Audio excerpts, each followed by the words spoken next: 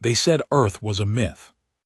I used to believe them, until I decoded the signal buried in the black wave static, a rhythm too. Deliberate to be natural, a voice too. Human to be coincidence. I didn't tell the crew, I didn't even log it, I just sat there frozen, staring at that pulsating echo that vibrated through my skull like a forgotten prayer. They sealed Earth for a reason. I should have left it buried.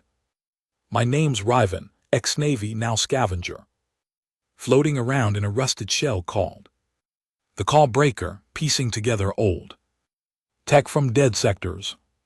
The kind of work no one wants, the kind that gets you spaced or worse. But it pays, and I don't have the luxury of conscience. The signal came from beyond the pale grid, dead space, forbidden territory. A place where nothing should still breathe, yet something was calling. It used an ancient Earth dialect, one not spoken in over 10,000 cycles. I didn't sleep that night, not because I was afraid, but because something inside me remembered it. The pale grid isn't marked on modern star maps. It's a scar, a massive no-fly zone enforced by every major galactic power. No one enters, no one returns. There are stories, sure, all scrubbed from official records, but in the underbelly of orbital hubs you hear whispers. Words like Red Mist Protocol, E-Class, Extinction Order, Human Containment, Initiatives. One phrase always stood out. Earth wasn't abandoned, it was exiled. We broke through the pale edge 5 days ago. No resistance, no alarms, just silence. It was like stepping into a tomb that had forgotten it was supposed to be dead. Space here was darker, heavier, as if the void itself was watching. Zar, my engineer, said the radiation signatures didn't match anything on record. He thought maybe we'd stumbled into a quantum graveyard, remnants of an imploded dimension. He didn't live long enough to be proven wrong. On day 2, he went outside the ship to run diagnostics. He screamed once, then his suit went quiet. We pulled him back in. His helmet was intact, but his face, it was gone, not melted, not crushed, just missing. Like it had never existed, like something had reached inside the suit and erased the idea of him. We should have turned back. But the signal, it kept getting stronger. I didn't tell the crew, but I started dreaming Earth, but not the one from the archives, no. Green fields or blue oceans, just black skies, ruined cities that pulsed with red veins. Something was growing under the soil, breathing, thinking, waiting, and in those dreams, I saw us, humanity, not dying, not extinct, but changed, evolved into something ancient civilizations feared, enough to seal us away, not destroy, contain. We reached orbit yesterday. There was no moon, no satellites, just Earth, cracked, jagged, glowing from within, like a wounded god. The continents had shifted unnaturally, as if torn by claws instead of tectonics. But it was alive, and it saw us. Our ship lost all power the second we crossed into the exosphere. Everything went dark. Artificial gravity held, but barely. Life support systems flickered. Engines were unresponsive. Then the voice came, not through comms, through bone. It wasn't speaking words, it was showing memories, millions of lives, billions of deaths, the screams of a galaxy begging for mercy, a war not recorded in any galactic history, a war we started, not because we wanted to conquer, But because we couldn't help it, it was in us. Still is. The galaxy didn't wipe us out. They made a deal with something older. Something that agreed to lock Earth away. If they promised never to come back. Now we're here. And the deal is broken. Start the engines, the doors are opening, and the thing they sealed inside Earth. It's no longer alone. We drifted. Dead orbit around a planet that shouldn't be alive. Power was gone, engines locked, shields failed. The artificial lights inside the call breaker flickered low like dying candles, casting long shadows across the cold walls of the command deck. No one said a word for almost 3 hours. We were waiting for something. Waiting for the planet to speak again. Waiting for something to come up from those crimson cracks like a nightmare, with our names in its mouth. And deep down we all knew. We were trespassers. I watched my second-in-command, Phoenix, try and reroute power manually. His hands shook like he'd been downing stimulants for days. He was all soldier, all steel. But now, he looked like a man trying to hold his own sanity together with duct tape. "How's it looking?" I asked quietly, knowing the answer. He didn't look at me. Just kept tapping buttons that did nothing. Like God unplugged the universe, he said. 3 of the 7 remaining crew were huddled in the med bay, whispering prayers from forgotten religions. One of them, a nav tech named Aaron, kept muttering something under his breath. I pressed a hand to the glass and listened. "The ash remembers," he said. "The ash remembers, the ash remembers." He'd been normal yesterday. Now he wouldn't blink. I told the medic to sedate him. But the injector snapped in half when she tried. The liquid inside sizzled, boiled, and evaporated like it was allergic to the ship. Even our tools were betraying us. The temperature inside the ship kept dropping. By hour 5, condensation had frosted over the walls. It shouldn't have. Life support was still technically working, but something in the air had changed. It was heavy, like walking through water.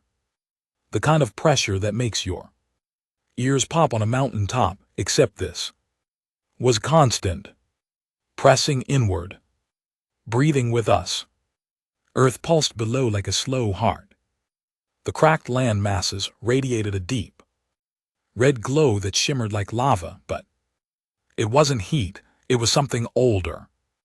Raw, alive. I'd seen death before, war, blood, but this wasn't death. This was containment. We weren't orbiting a planet, we were orbiting a prison.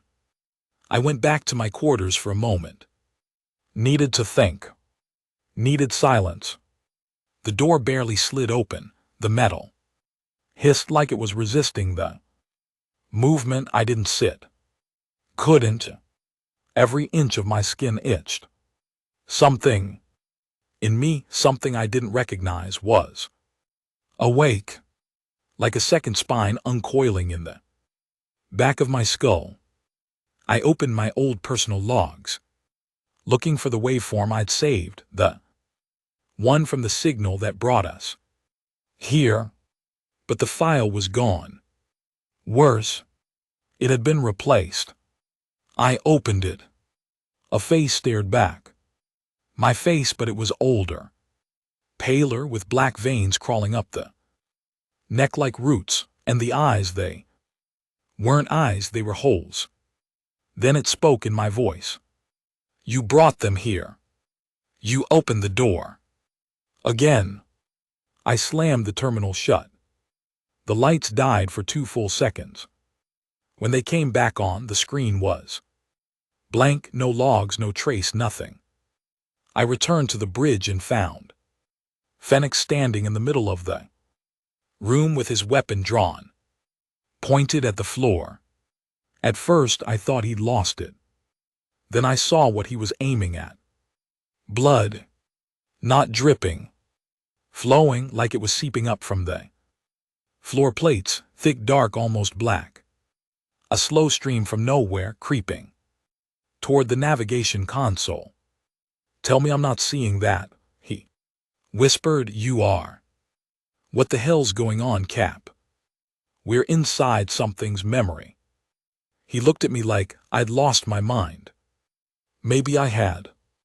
But I knew that blood wasn't new. It wasn't fresh. It had been waiting, just like the dreams, just like the voice. Earth wasn't sending a signal. It was remembering, and now it was remembering us.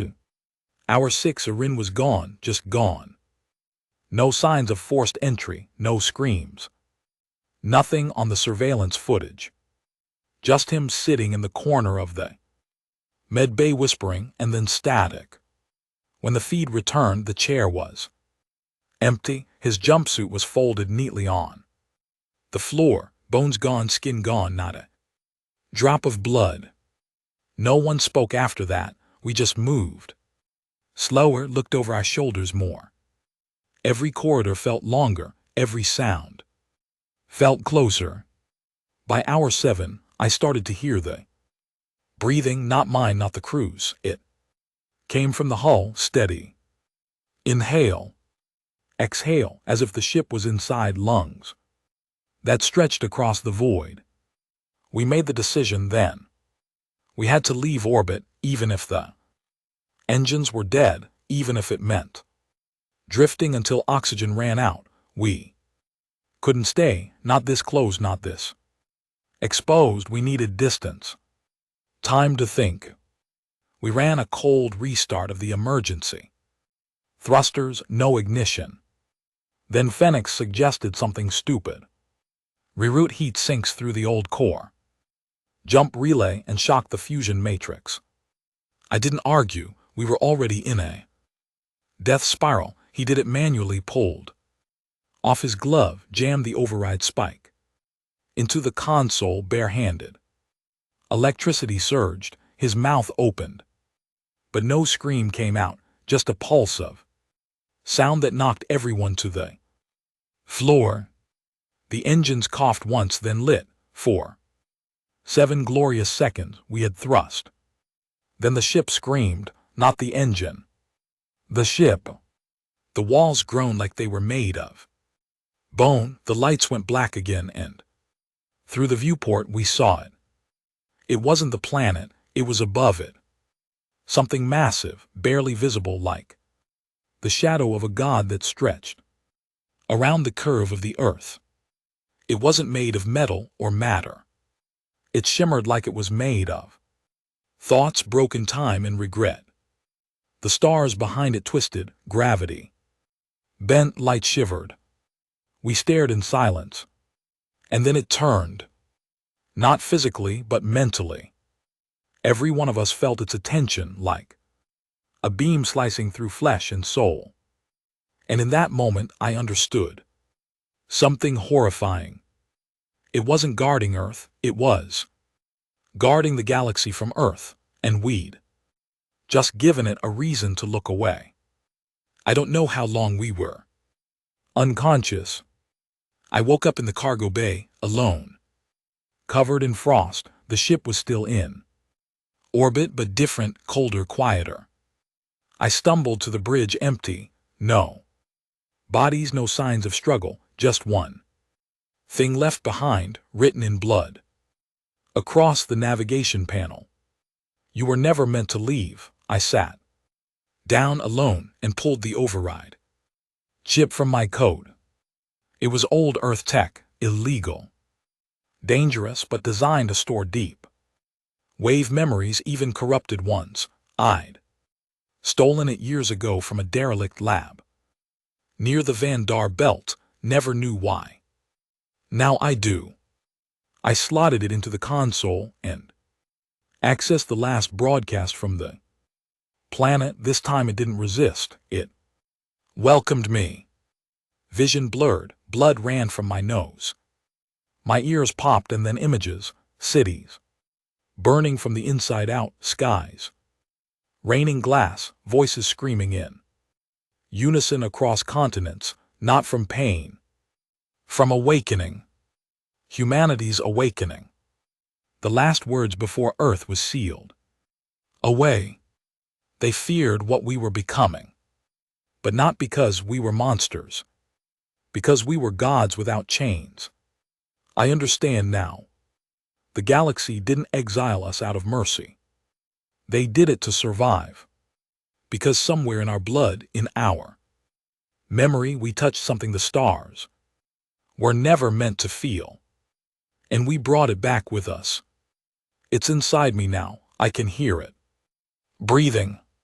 I can feel it watching through my eyes. It's awake. And I'm not sure I'm still just me. I haven't slept in 2 days, not because I don't want to, because I can't. Every time I close my eyes, I see them. Ones who came before us, not ancestors. Not explorers, the originals. The first humans who broke the sky open and looked the universe in the eye. Without blinking, they didn't conquer galaxies, they didn't wage wars, they did something far worse. They understood, and the moment they did, the stars turned on them. The call breaker is a grave now. The lights are mostly dead, flickering randomly like the ships trying to keep me confused. No signs of the crew. They didn't scream, they didn't bleed, they just slipped out of time. I found Fenris's jacket hanging on the back of the pilot's seat, neatly folded. Still warm. I should be panicking, screaming, losing my mind. But I'm calm. Too calm. That's how I know I'm not alone anymore. Something's inside me, not possessing. Not controlling, just observing. Like a virus waking up in a forgotten host. I wandered down to the engine room. Earlier, I don't know why, the doors were open. Which made no sense. They always required biometric clearance, and there's no power left to override anything. But there it was. Open. Inside, the reactor was humming softly. But not like a machine. It was breathing, slow, rhythmic, alive. The casing had changed, warped, melted. In some places, the old human-made plating was now laced with something. Organic, not metal, not flesh, something in between. Veins pulsing. Every time I got closer, I felt pressure. In my head, like memories trying to surface that weren't mine. I stumbled back when I heard the whisper. It didn't come from the reactor, it came from inside my skull. It said, "You belong here." I made my way to the observation deck. The only place left that felt open.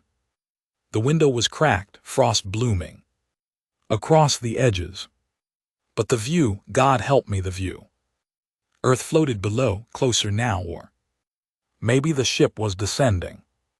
I couldn't tell. The red glow from the cracks in its surface pulsed like a slow heartbeat. From up here, it looked like the veins of a sleeping beast under glass, and above it, that thing still lingered, the massive presence that shimmered like thought itself. No shape, just pressure and presence. It wasn't watching me anymore. It was listening, and I was starting to understand why Earth isn't a prison. Not entirely. It's a womb. Something was sealed inside, something we gave birth to, or maybe it gave birth to us. I don't know anymore. But the more I remember, the more I know this truth. Humanity wasn't the apex. We were the seed. We weren't meant to survive. We were meant to become. And now that I'm here, so close to the source, I can feel it waking up. Not the planet, Me. I took apart the old override chip I'd used to access the deep wave memory.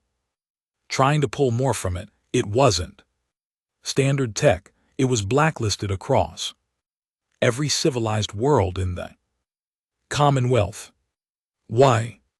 Because it didn't just record thought. It connected them. I powered it up again, careful this time, holding it like a loaded weapon. It flickered, glowed red, then white, then went dark.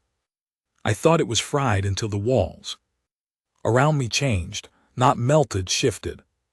They weren't walls anymore. They were glass. And outside that glass, a city, not like the ruins I'd seen in archives. This one was standing, alive. Towers of bone and metal, streets paved with smooth black stone that rippled like liquid, skies full of floating structures like memory fragments, orbiting forgotten dreams. People walked the streets, except they weren't people, not anymore. Tall, pale, eyes that glowed from the inside out, movements too smooth, too precise. They weren't breathing, they were existing like programs running a routine. I knew them, I was them, and in the center of the city, a tower that reached into the stars, the last human structure, a monument or a warning. The vision snapped. I was back on the ship, bleeding from the ears, nose clogged, teeth aching like they'd been hit with radiation. But I remembered everything. Earth wasn't sealed away because we were dangerous. It was sealed because we touched something older than time, something that used us as vessels, carriers, interpreters. And when the rest of the galaxy found out what we'd become, they panicked. They struck a deal. Not with us. With the thing we touched, a covenant. Lock humanity inside its cradle, never speak our name, never return. In exchange, the thing stays silent. Buried. That was the deal. But now I'm orbiting the wound. And I broke the silence. There was movement on the lower decks. Footsteps. But slow, deliberate. I grabbed the last working sidearm from the armory, useless against anything. That's not flesh, but it gave me something to hold. The corridors were darker now. Different. The metal walls had changed, twisted, slightly angled wrong, like someone redesigned the geometry just enough to make you uncomfortable. I reached the lower deck hatch and paused, breathing. Not mine, heavy, wet. Close. I opened the hatch and saw her, not crew, not human. She looked like someone I knew, maybe from childhood, maybe from a dream. But her skin was smooth and gray. Eyes black pits, like the void had borrowed her gaze. Her mouth didn't move, but her voice was inside my head. "You're ready," she said. "For what?" "To remember." I should have run. Instead, I followed her down into the cargo bay, past crates of dead tech and shattered artifacts, toward the firewall, which wasn't a wall anymore. It had become a door. And behind that door, a hum. Not mechanical. Molecular. A resonance that vibrated my spine like every atom in my body was answering. "Call." She looked at me again. "You can turn back, but the galaxy won't." I didn't speak. I touched the door. It opened. Inside was nothing. Not a chamber, not a room, just space, pure white space. No floor. No ceiling, just existence. Floating in the center, a sphere. No. Bigger than a fist, spinning slowly. Covered in symbols that weren't etched, but burned into its surface. I knew what it was, a memory core. The last one, the original.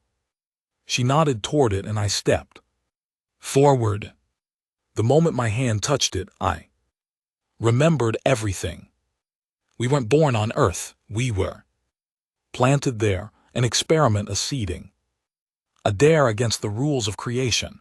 We evolved fast, too fast, not because of biology, because of contact, something beneath the planet's crust, not a creature, not a god, but consciousness. Without form, reached into us.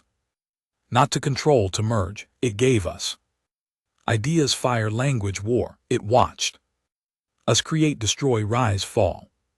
And when we finally reached the stars, we brought it with us. It spread like wildfire until the stars begged for mercy. They didn't kill us, they begged it to take us back, and it did. Locked us in, buried the truth, wrote our extinction into history. But lies don't last forever, and I found the key. I woke up on the floor of the cargo bay.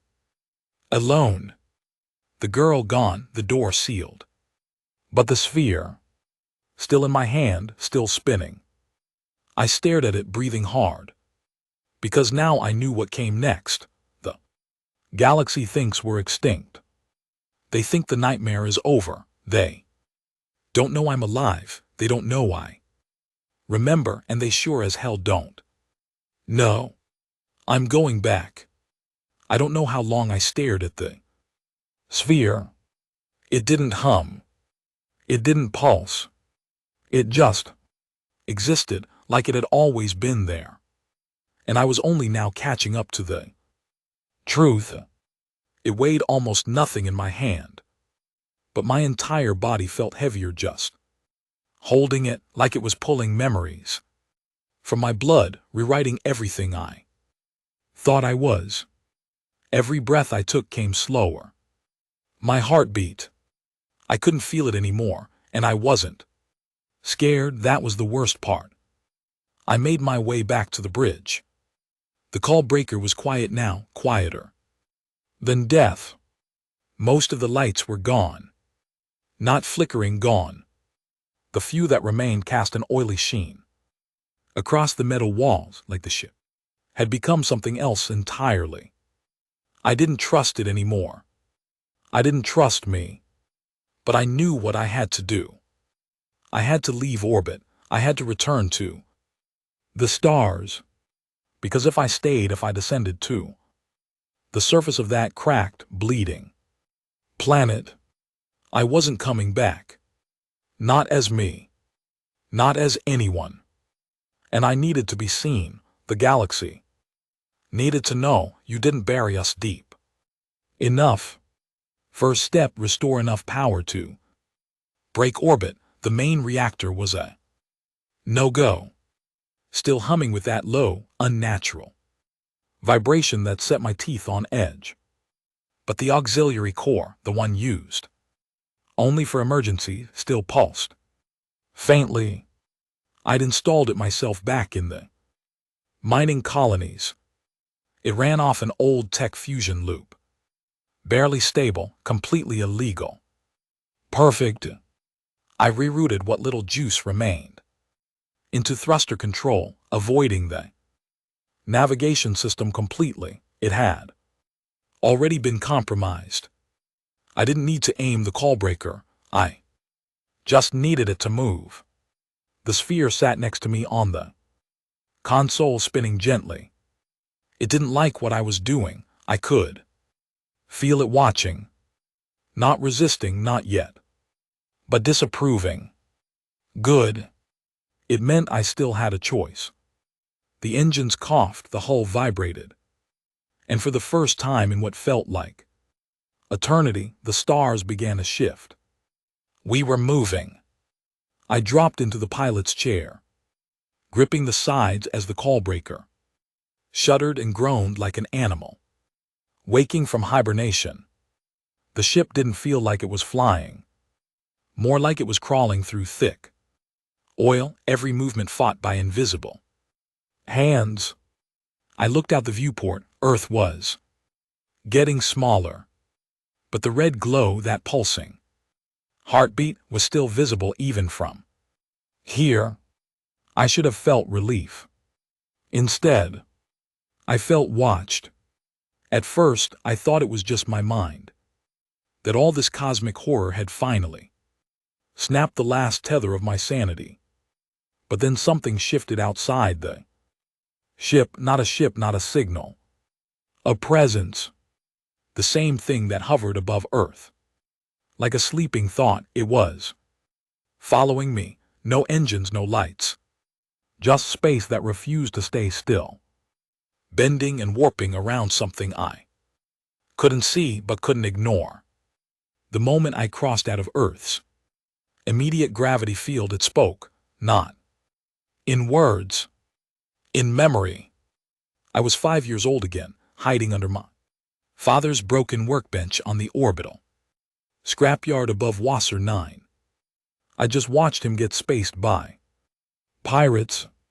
My mother had screamed through the comms until the airlock took her voice.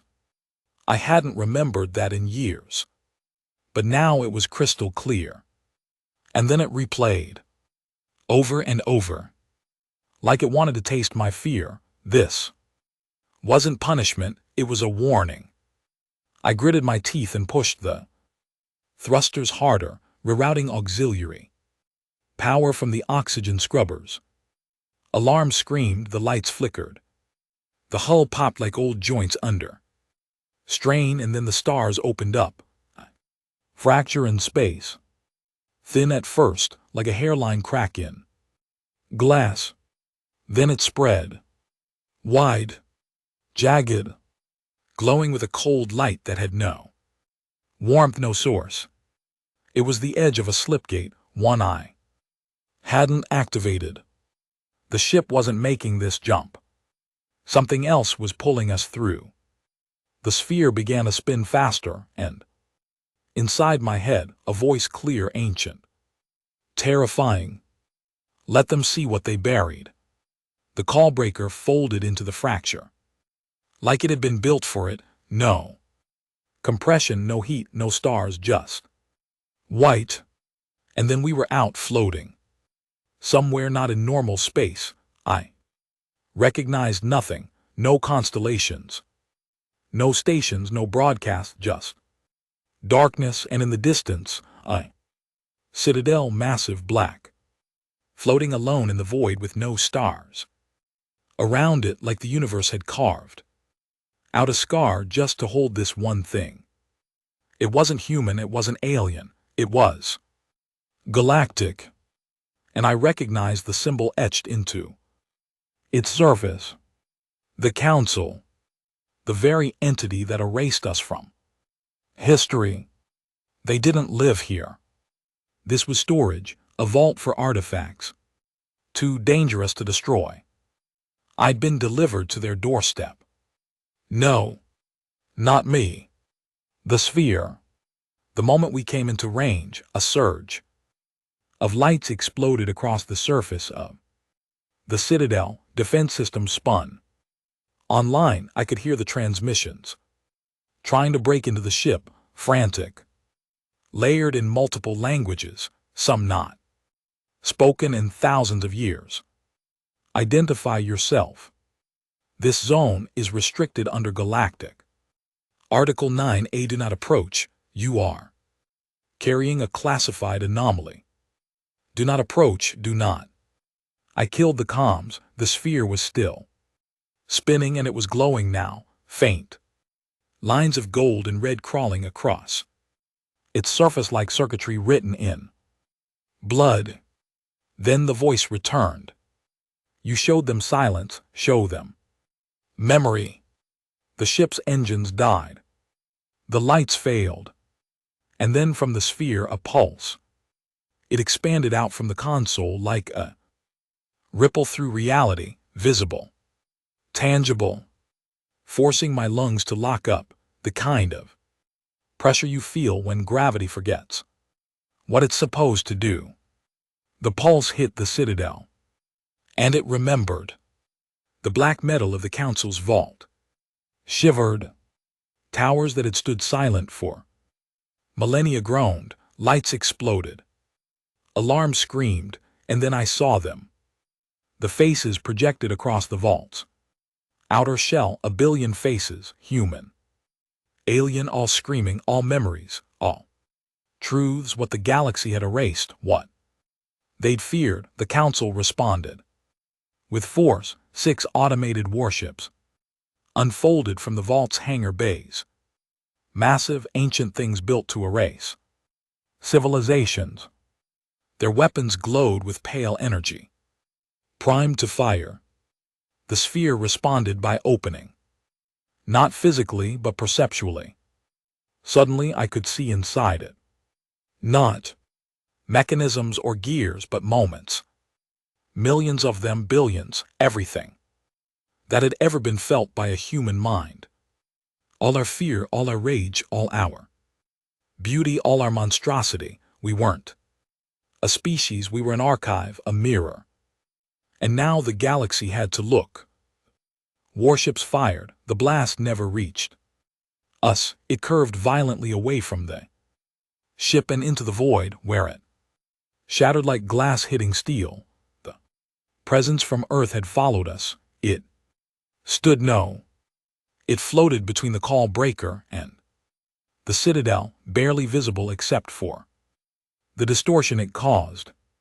Space bled around it, and in one blink of broken time it moved. The 6 ships were gone, not destroyed, removed like a child swiping toys off a table. No explosion, no sound, just absence. The Council comms fell silent. The Citadel powered down. Everything stopped. I stood alone on the bridge, holding the sphere. Inside it, I could see the faces again. But this time, I understood them. They weren't screaming, they were waiting for what, I didn't know. But I felt the pull, the gravity of something far bigger than truth. A reckoning. I looked at the galactic map, no longer static. The sphere had overlaid new coordinates, dozens of them stretching across sectors marked as uninhabited or dead. But they weren't dead, they were closed. Like Earth, more vaults, more seeds. Humanity wasn't just sealed away, we were scattered. And now we were waking up. I sent the signal, short, compressed.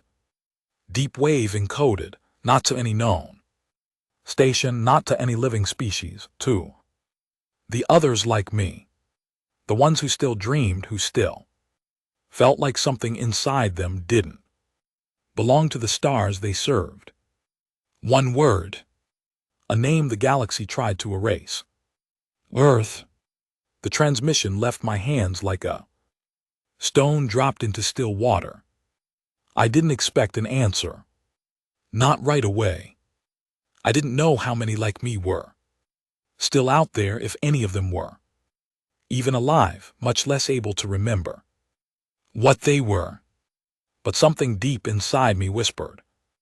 They're waiting, not for a signal, for permission to remember, to wake up. After I sent the broadcast, the call breaker went dark again, not in fear, but in rest. The ship was changing, not visibly, not all at once, but its skin had begun to soften in places, stretch in others. The metal no longer felt cold. When I brushed my fingers across the walls, it pulsed faintly. It was mimicking me. Or rather, it was mimicking what I was becoming. And still the sphere spun silently on. The console. Its glow had dimmed, no longer red-hot, no longer threatening. It felt satisfied, like a task had been completed. A key turned, and somewhere across the stars the lock had clicked. The Council did not speak, not for 12 hours. Their citadel sat in dead space. Silent, dark, its once glistening towers now hunched like broken spines. No reinforcements came, no fleets, no threats. They knew better. You don't bark at the storm once it starts moving. I monitored what I could, what few. Long-range channels remained unjammed. The core trade networks were still intact, civilian traffic was untouched. But deep inside the encrypted layers, the military subchannels, the hidden frequencies used only in wartime, I heard it. Panic. Sector 13 has gone dark, no comms from. The relay rings suggest rerouting fleet to border colonies. Confirmed breach of deep archive vault. 8A unknown signal matches origin trace. From pale grid, possible E-class. Incursion. Do not engage. I repeat, do not engage. Protocol Obsidian Lock is in effect. Obsidian Lock. I hadn't heard those words since my time. In the service, the phrase was always hypothetical, a myth used in training. Drills, it meant one thing. If humanity returns, we burn the skies. I should have felt fear, I didn't. What I felt was clarity. They weren't afraid of a war, they were afraid of the truth. Because if the truth got out, if the rest of the galaxy learned what we really were, what had been buried for so long, then every species who signed that unspoken treaty to seal Earth would have to face the cost of that silence. And that silence was cracking. The first sign came from a mining colony on the edge of the Fennery Cloud. A small, unimportant, but I watched the feed. A human man, standard worker, stood up. During a supply briefing, stared off into the void for 6 minutes, then began screaming, not in pain, in memory. Wordless, feral noise that came from the soul. He collapsed. By the time medics arrived, his body had changed, no longer soft skin-like porcelain, veins black, eyes glowing white. He looked like the ones I saw in the Vision, the city of the firsts. He wasn't sick. He was remembering. Then came the sleeper ships, old ones. Pre-jump era, drifting wrecks never recovered, hundreds of them scattered across no man's space. Now they were waking up, beacons lighting up in sync. Some responded to my transmission. Deep wave ping returns. Buried identities activating. Some didn't reply at all. But I knew what they were doing. Resynchronizing. The stars began to whisper again. I floated alone. The call breaker resting at the edge of the Council Citadel, watching the dark monument of their failure remain silent. I hadn't heard my own voice in hours. Even thoughts had begun to feel shared. Like I was never thinking alone, like something was peering out through my senses. But it wasn't controlling me. It was waiting for me to decide. I stood and walked to the mirror in my quarters, cracked from the earlier jump. The man looking back wasn't the one who first followed the signal from Earth. My skin was paler, my veins more visible. But the real change was in my eyes. They no longer looked like mine. They looked like ours. There's something no one ever told us. Something the Council made sure the archives never recorded. Humans didn't just evolve faster. We evolved differently. Our minds weren't just reactive, they were adaptive. We didn't just remember what happened to us. We remembered what happened to others. And when we made contact with the presence beneath Earth's crust, that thing without a name, without shape, we didn't get infected. We became mirrors, reflecting every species, every civilization, every form of intelligence we encountered. That's why they were afraid of us, not because we were violent, because we were inevitable. The Council finally spoke. A single broadcast, no face, no voice. Just words in every galactic language. Across every frequency. You have broken the covenant, we. Remember why it was made, return to Earth, seal yourself again. Or we will make war. I laughed. Not because it was funny. Because I could feel them trembling. Behind the threat. They knew they had no warships left that could stand against the presence. Against us, against what's coming. But they would try. Because that's what empires do. They panic, they posture. They delay the fall as long as possible, hoping someone else will bleed first. But this time, we weren't the ones bleeding. I keyed into the response channel and sent them one word. No. Then I left orbit. I didn't head toward the heart of the Council's territory. Not yet.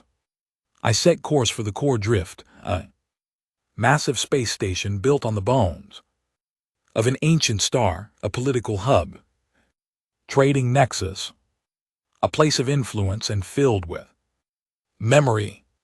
My message had already begun to echo through the minds of humans scattered across the stars. I wasn't going to start a war. I was going to start a reunion.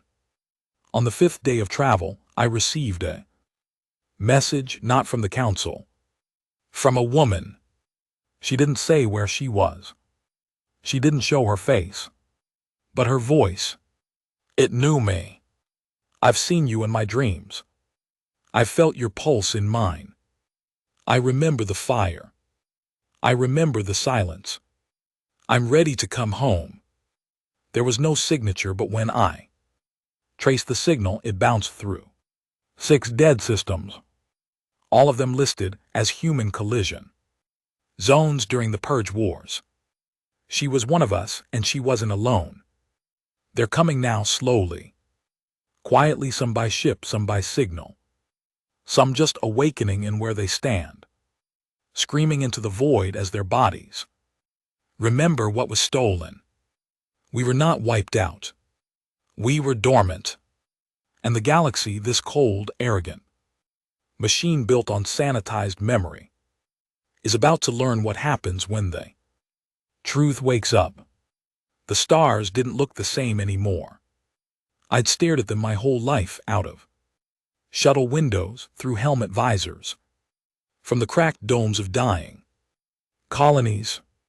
They used to feel infinite, cold, distant. But now every flicker held weight, every twinkle felt like an eye blinking, watching, waiting, remembering. Because the signal had spread. And now humanity, the version they buried, was waking up everywhere. I arrived at the Core Drift 6 days. After I left the Council Citadel, it was already in chaos. The station orbited a dead sun, an artificial civilization wrapped in glass and steel. It had always been neutral ground, place where politics and war were suspended by treaties older than any living race, a beacon of order in a galaxy that pretended to be civilized. But order was bleeding. I docked under false registration, not that it mattered. The moment my boots hit the platform, I felt it in the air, not fear, not even anger, confusion. Like the station itself couldn't decide what was real anymore. I passed through 3 security checks. The guards were armed, tense, scanning every human that walked by like we were, holding something invisible behind our eyes. They were right to be afraid. We were. Inside the promenade, I saw it firsthand. 2 humans stood face to face, silent, until one of them suddenly collapsed, seizing, eyes rolling back. His skin changed within seconds, veins blackened, his voice returned. But it didn't sound like him. He stood, looked around, and spoke in a dialect not used since pre-exile Earth. People screamed, guards opened fire. He didn't flinch, the bullets slowed in. Midair not stopped but warped. Like gravity changed its mind. Then he looked at me. No words, just recognition. He was one of us. And he had no reason to hide anymore. Later I found a backroom console and tapped into the internal chatter. Civilian channels were useless, flooded with panic and speculation. But the deeper you went into the sub-layers used by military, diplomats, security, the fear was real. 14 humans activated in less than 2 hours. One of them spoke in ancient root tongue no one spoke in that language in 12,000 years. The other levitated during interrogation. His body mass tripled before spontaneous combustion. We need quarantine, lock down the human quarter, do it now. Too late. The tide was coming. I walked into a quiet lounge near the station's observation deck, a massive glass wall stretching across the spine of the drift looking out over the dead star. I needed a moment to breathe, to think. The sphere was still tucked inside my coat, heavier now, vibrating occasionally like it had a pulse. I didn't dare leave it. It wasn't just a relic, it was a transmitter, and I was the receiver. I sat down and closed my eyes. I didn't fall asleep, I drifted into memory. But not mine. I saw through her eyes this time. The woman who sent me the message. Before. Her name was Karen. A maintenance officer on a ship.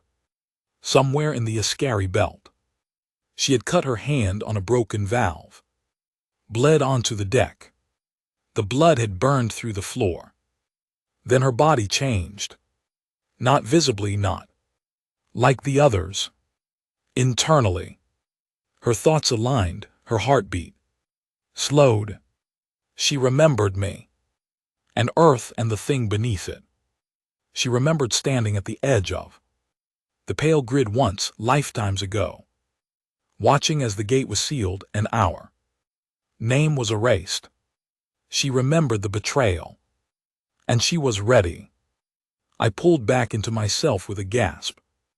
Across the lounge, someone was watching me, a young man in a pilot's uniform.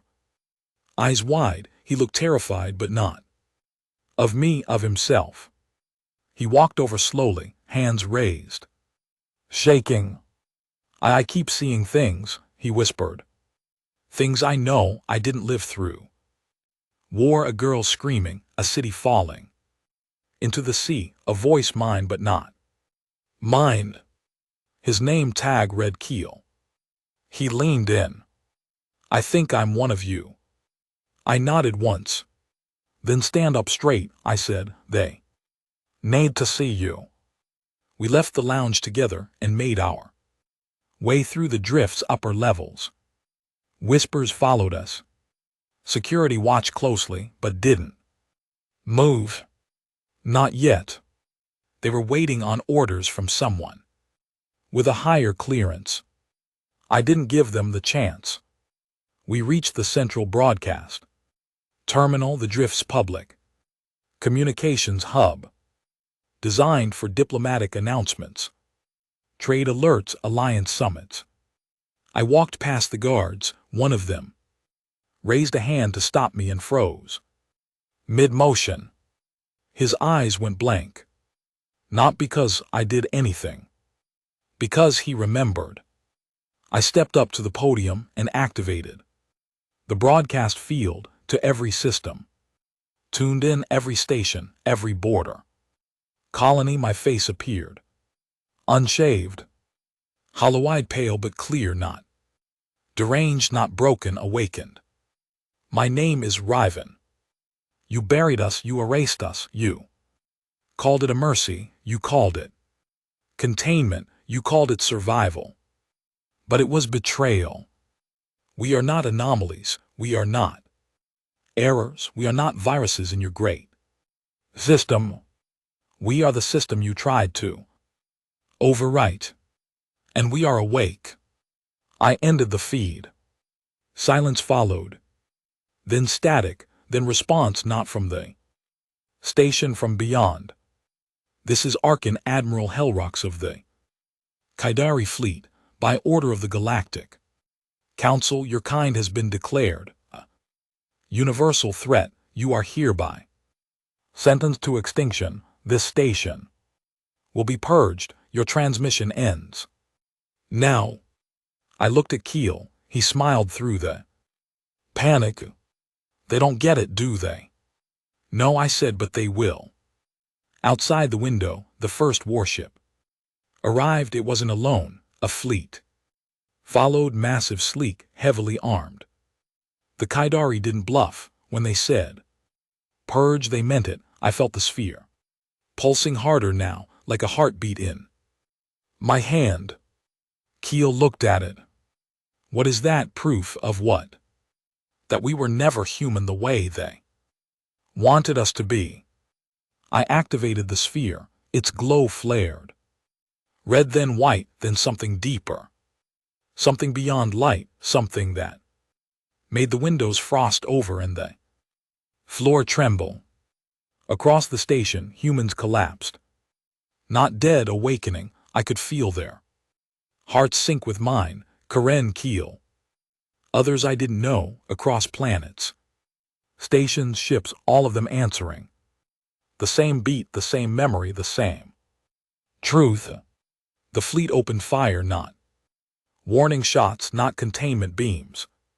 Purge-level energy bolts, enough to vaporize a moon. I braced for impact. Then it happened. The drift did not die. It moved, flickered, shifted sideways in space like a fish swimming through oil. 1 second in place, the next. Gone, not destroyed, transcended. The presence had arrived. Not a god, not a savior, just us. Fully remembered. The fire hit nothing. The fleet paused. And then the sky opened. Dozens of vessels appeared, old human. Sleeper ships, black as space, glowing with the same energy as the sphere. Their shapes changed mid-flight. Their engines left no trails. They didn't broadcast, they didn't threaten. They just existed, and the council knew.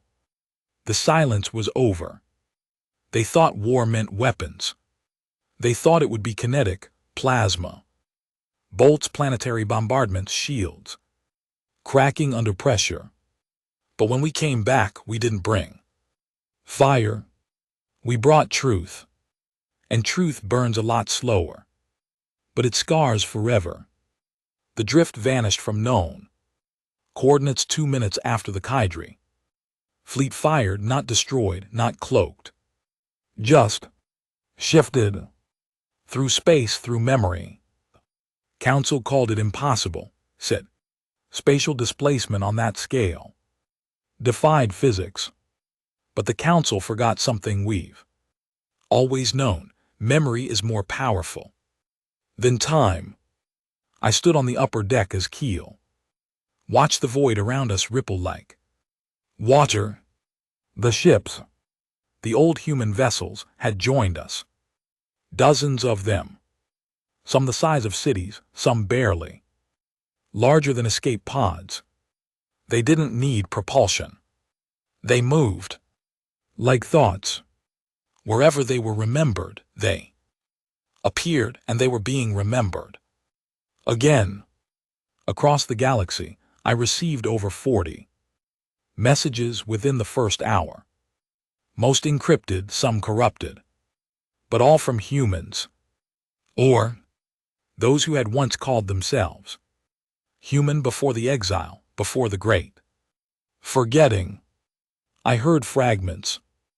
My name was Orin, I think. My bones remember light. She says I spoke in the tongue of the old cities. I haven't spoken anything in years. I woke up screaming. The mirror cracked.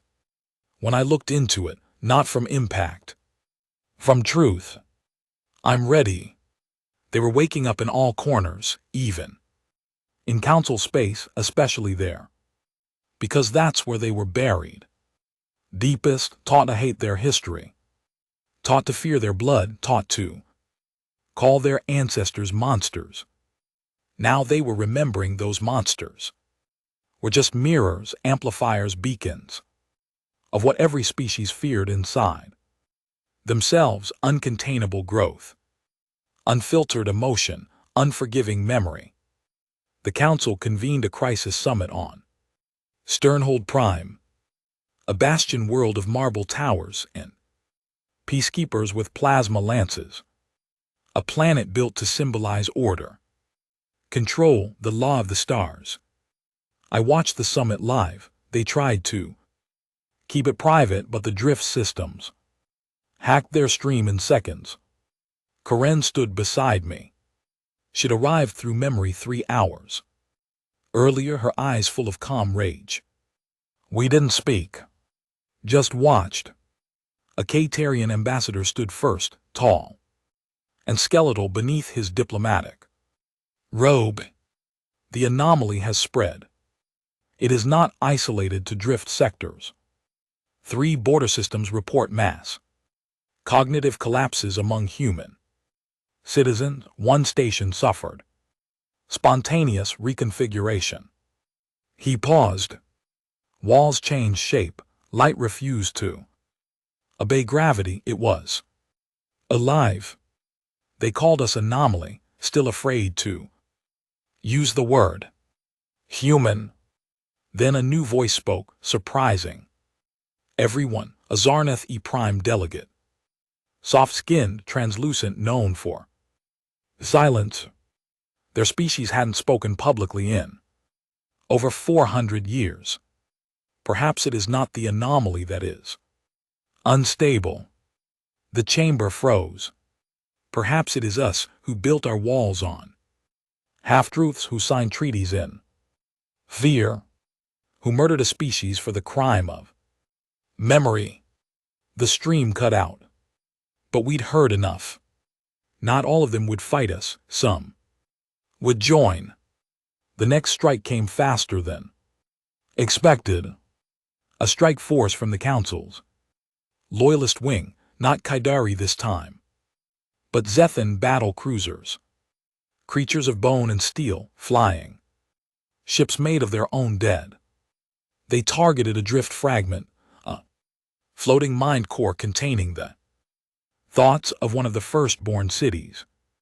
Just memory, not weapons, no crew. They blew it apart, and for the first time since the awakening began, we retaliated. It wasn't a fleet we sent, just 3 humans, 3 awakened. No suits, no armor. They landed on the Zethan dreadnought in total silence. Walked through the hull unarmed. Ship never fired. Surveillance footage showed the crew forgetting how to exist, not dying, not screaming, just standing still, then sitting down, then closing their eyes and disappearing, not vaporized, not erased, just unwritten from memory. Because if humans can remember anything, we can also make the galaxy forget. That was the first battle. It wasn't dramatic, no explosions, no blood, just a vessel full of death turned into a void. The council called it terrorism. We called it balance. By day 9, we had 12 confirmed awakenings per hour. Council-controlled sectors began establishing checkpoints. Human civilians were dragged into scanners, forced into memory suppression fields. Some complied, some didn't. Those who didn't broke their chains, and some of them broke everything else. One awakening happened live during a press conference. A human diplomat, soft-spoken, apologetic, trained to speak in passive tones. He paused mid-sentence. His hand began to bleed. Then he looked up, eyes pale, voice no longer submissive.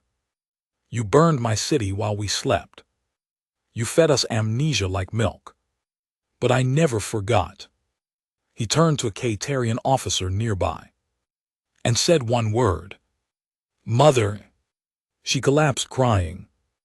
They were connected. She had been one of the officers who enforced the seal around Earth. She hadn't known who he was until he said it. Now she remembered. She had helped raise the child during containment before they erased his name. She wept for 4 days. The council began to fracture. 4 species declared neutrality. 2 offered to reopen discussions on pre-exile treaties. 1 species, the Lethari, went silent, pulled their fleets home. No statement, just vanished. They knew what was coming. They could feel it too. This wasn't war, it was reversion, the galaxy reverting to its original shape, not political, not military, but psychic. The truth was becoming a gravity well, and nothing could escape it. Keel sat across from me in the command deck. His skin glowed faintly under the dark lights. You think they'll surrender? He asked. No, I said. Empires don't surrender. Then what do we do? I looked out at the stars. We let them feel. Karen spoke from the shadows. We still have to go home. I nodded. She was right. Earth, the source, we'd awoken across the galaxy. But Earth was the seed. The council had left it sealed for thousands of years. But it had changed, and we hadn't seen it yet. If we were to remember fully, we had to go back. Not in orbit, not from the sky. We had to walk on it and hear what it had to say. So we set a course, but not quietly, not secretly. We broadcasted our trajectory to every system, every race, every ship, a signal written in memory code, pulsing across the stars. We are going home. And the galaxy had no choice but to watch. We descended in silence, no music, no prayers, no ceremony.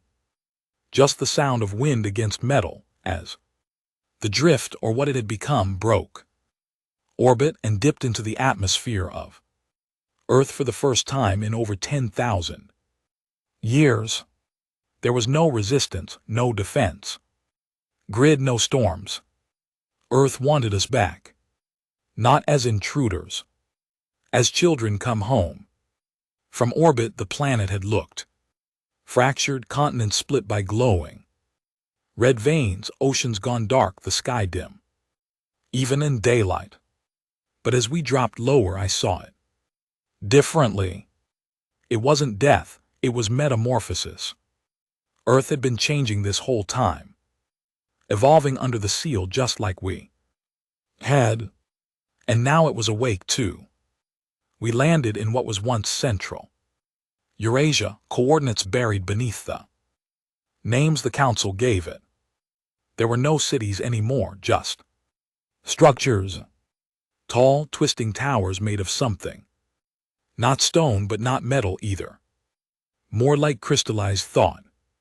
The land around them pulsed faintly, alive, as if the soil itself had memory, and was processing our return. I stepped down first. Boots sank slightly into ash. But it wasn't volcanic, it was white. Bone, old human bone, not in piles. Not from war, from integration. They had become the soil. We had seeded ourselves into the planet. And now we were standing on our ancestors' bodies. Not in disrespect, but in continuity. Karen followed next, then Keel, then others, dozens of us. All awakened, some born in other corners of the galaxy, others survivors of forgotten colonies. None of us spoke. We didn't need to. Our presence was the language now. And Earth, it heard us.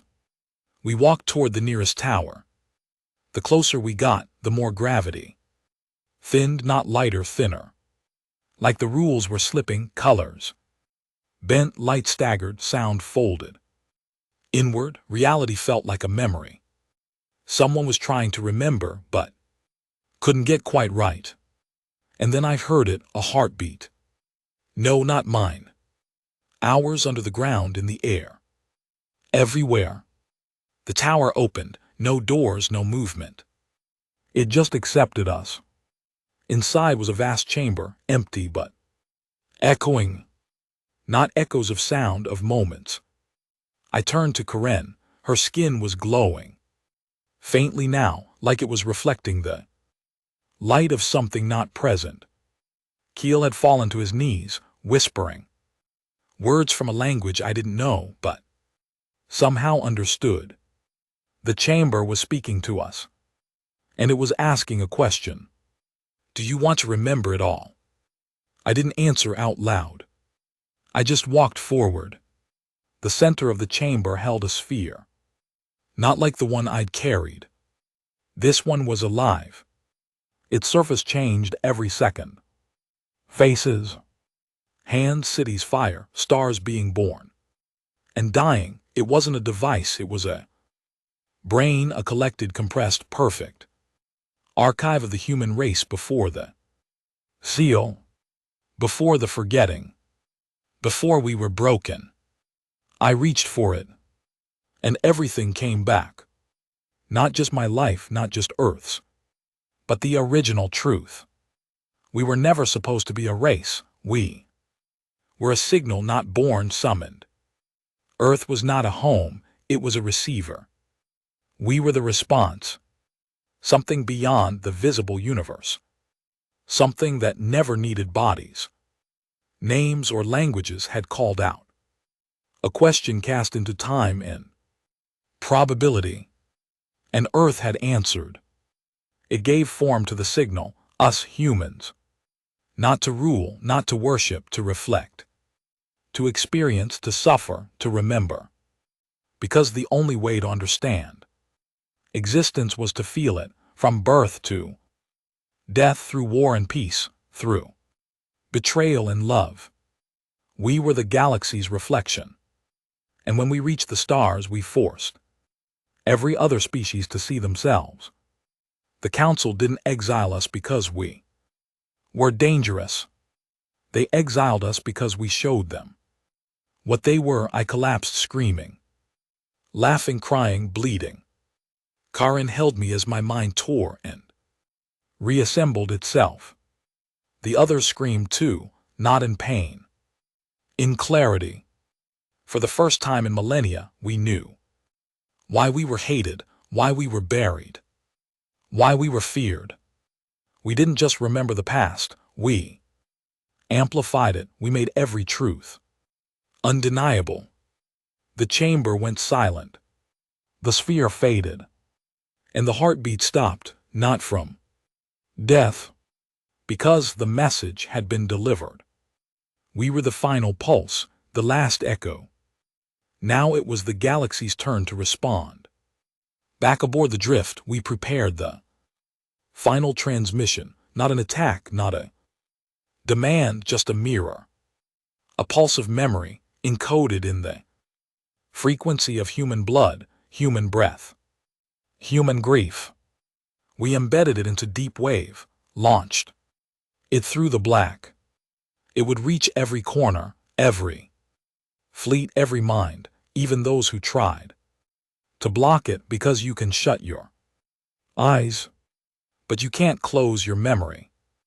We watched as the first planets responded. Some screamed, some wept, some killed themselves rather than face what they'd done. Others opened their arms, some fell to their knees, some begged for forgiveness. And others awoke. It had begun, not war, not peace, something older, integration. Humanity was no longer a species. We were a language. We didn't come back to take revenge. We came back to remind the galaxy of what it was trying to forget. That we are all echoes of each other. That hiding the truth doesn't erase it. That memory is a flame and no seal.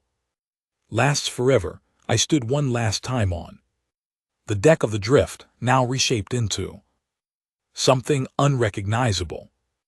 Part ship, part thought, part memory. Karen beside me, keel behind me.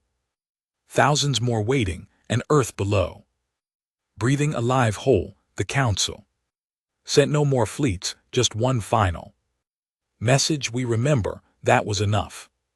So we turned and we flew, not to conquer, not to punish, just to continue. The signal, to awaken others, to remind the stars humanity was never the enemy. We were always the mirror. And now, it was time to look